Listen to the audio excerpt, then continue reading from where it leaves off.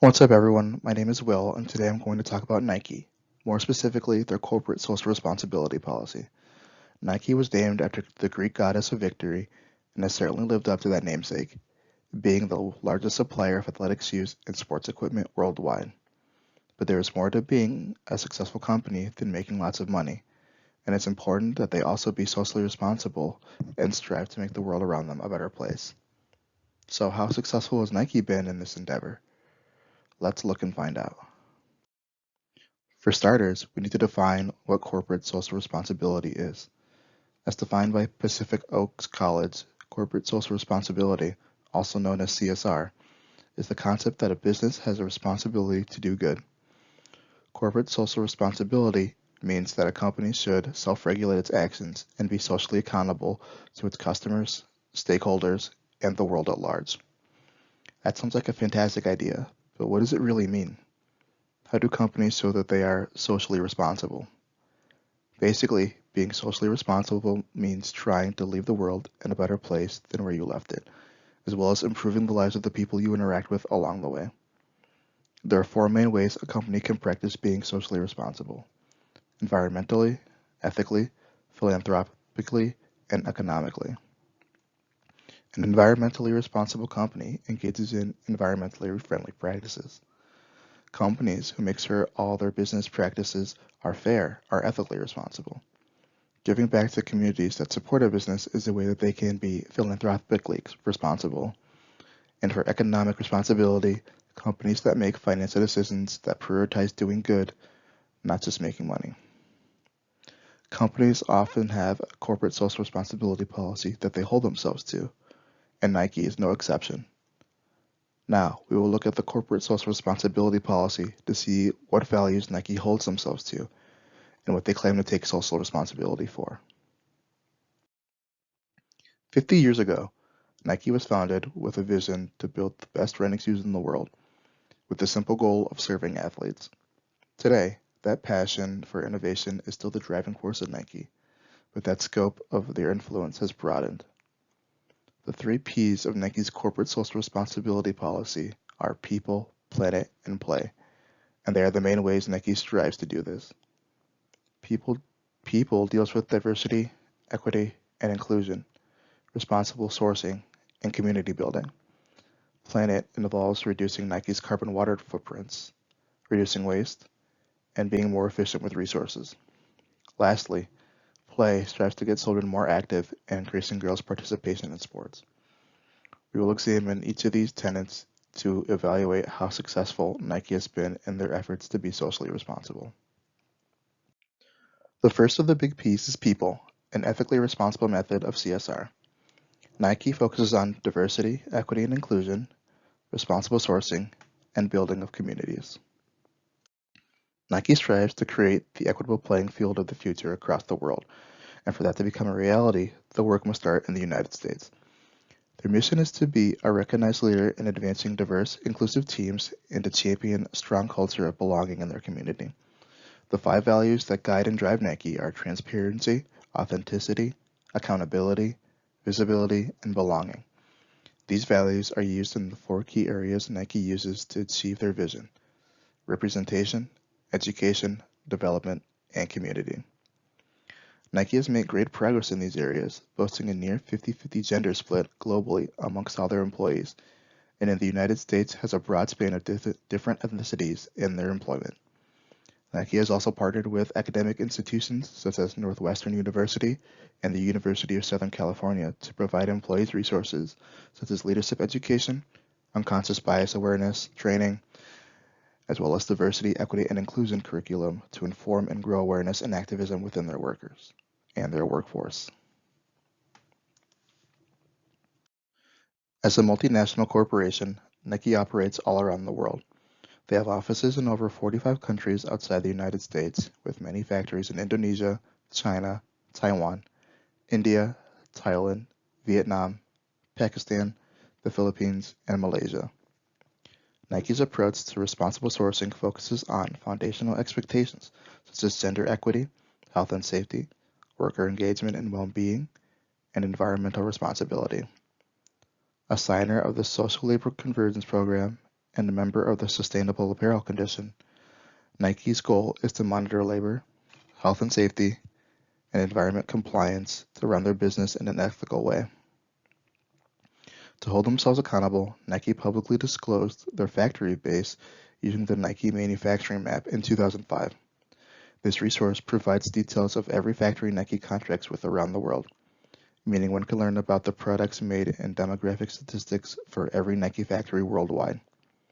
Nike also established the Social and Labor Convergence Program, which makes sure all new potential suppliers are approved for ethical production and evaluates manufacturers to improve sustainability and labor practices. As for workplace engagement, Nike is focused on ensuring all strategic suppliers provide workers with an engagement and well-being survey to measure experiences of individuals working in factories, driving supplier-led measurement of worker voice, and working with suppliers to incorporate worker engagement and well-being processes into their overall HR approach. The effort to make sure employee voices are heard allows Nike to continue to establish and work with factories that value and engage workers. Nike is focused on creating a robust ecosystem of belonging and access for its various communities, both internally and externally. Externally, they have focused on working to improve the diversity of their suppliers, creating a more inclusive and accessible market and workplace. Along with partner companies Converse and Jordan, Nike committed a combined $140 million over a 10-year span to support organizations focused on economic empowerment, education, and social justice to address racial inequality for Black Americans. Internally, Nike has increased funding and visibility of their employee networks to amplify the experiences and resourcing for members of their internal communities. These networks, collectively known as Nike United, are employee-formed and serve to advance the development of their members, promote cultural awareness, and demonstrate a commitment to the communities where they live and work. We discussed how Nike leaves an ethical impact. Now let's look at the ways Nike strives to be economically responsible with the second P, planet. Nike has made it a goal to reduce their carbon and water footprints in order to reduce their effect on global warming as well as the risk of global water availability. Materials make up approximately 70% of Nike's carbon footprint. Nike aims to reduce emissions by reusing existing plastics, yarns, and textiles. Nike is also working to decarbonize their extended value chain by focusing on energy efficiency improvements within the manufacturing suppliers and expanding their use of on-site and off-site renewable energy. They do this by focusing on areas where they have direct control and collaborating with others. In order to reduce air freight, which is 42 times more carbon intensive than ocean freight, Nike has adopted alternative fuels like biofuels and electric vehicles and is bringing them up to scale to make them a realistic option. Nike has made this effort last year and had extraordinary success, reducing their emissions by 43%. They now focus on converting to environmentally preferred materials and converting factories to renewable energy. As climate change causes abnormal weather patterns across the globe, only 0.5% of Earth's water is available fresh water that must be shared across the entire world. Nike is focused on creating an organic cotton blending program to reduce the 69% global water footprint that their cotton growing accounts for. Nike is also focused on restoring and protecting the water basins that suppliers source cotton for. The project started in Australia and Indonesia, and in a year, Nike has restored over 2 billion liters of water. To reduce waste, Nike takes an end-to-end approach. Reducing waste from their value chain requires a systematic approach where every decision, from ideation, creation, sale, recycle, and take back, and minimizes waste. This starts with measuring the amount of waste that happens, so all factories are required to preserve and store scrap materials starting at the production line. Nike also takes part in the Fashion Pact 117 to eliminate the use of plastic bags in all retail stores and find an alternative to current plastic poly bags. Nike also finds the highest value for finished product waste with their product creation team to find uses for any potential waste. And the Reuse as You program has been re-energized to give old shoes new life. Nike also continues to explore ways to optimize the various packaging elements used in products such as gym bags, gloves, and shin guards. By analyzing footwear, apparel, and accessory packaging systems, Nike can identify areas of reduction and ways to use less material or alternative structures. Now, chemistry probably isn't the first thing that comes to mind when you think Nike, but Nike uses a bunch of chemistry when creating innovations in athletic footwear. Now, in addition to helping athletes increase their performance, Nike also uses chemistry to help with human, environmental, and economic benefits.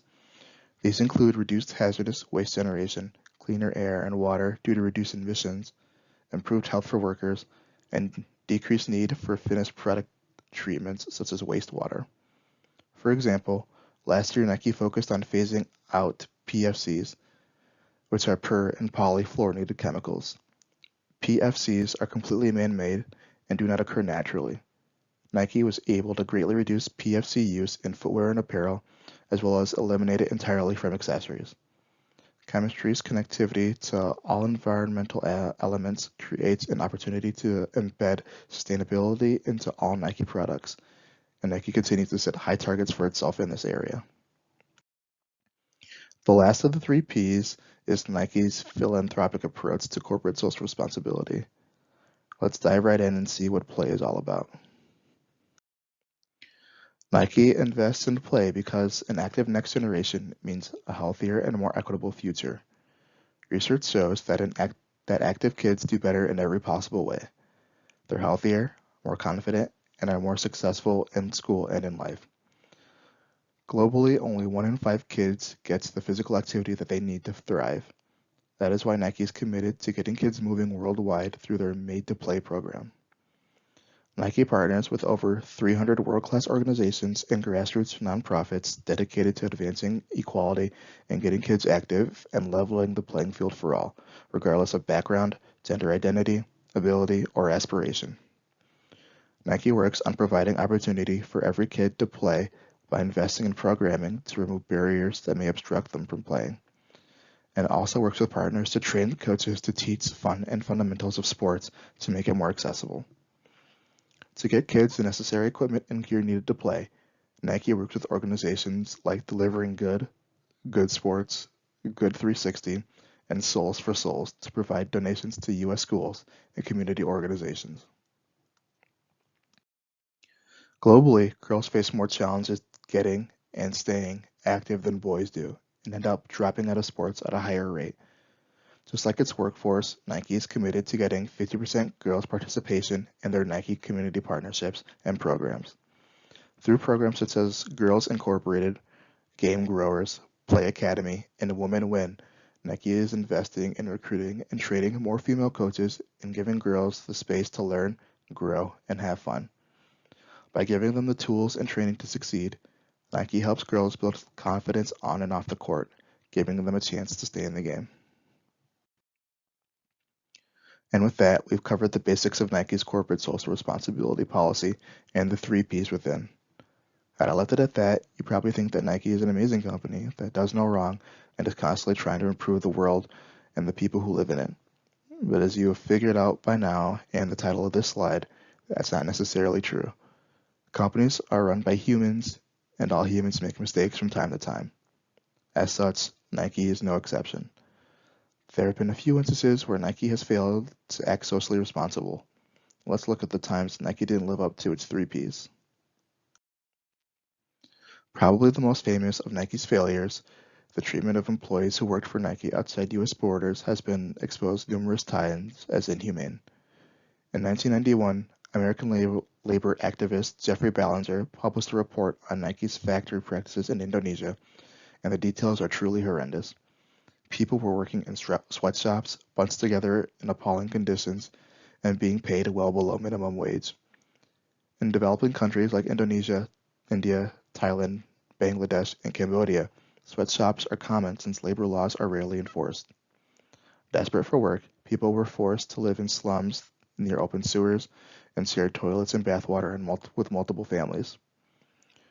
During working hours, people were cramped together in deteriorating buildings with fire hazards, and workers were restricted to access from drinking water and going to the bathroom.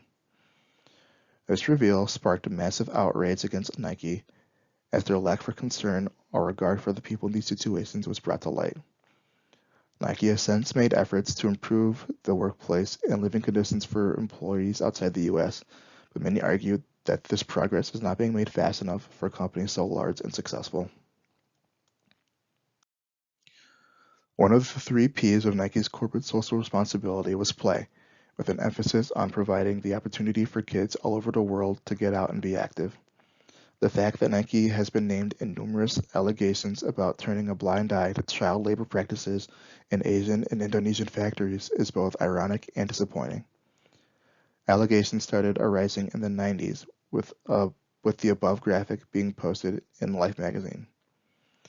Nike at first denied being aware of the children who are working to produce its shoes, apparel, and gear, and then didn't launch investigations until pressure from protesters got too high, trying to brush them under the rug. Under the New York Times, Nike pledged to raise minimum wage for hiring new workers, allowed outsider labor and human rights activists to inspect factories, and investigated areas where child labor was said to have taken place.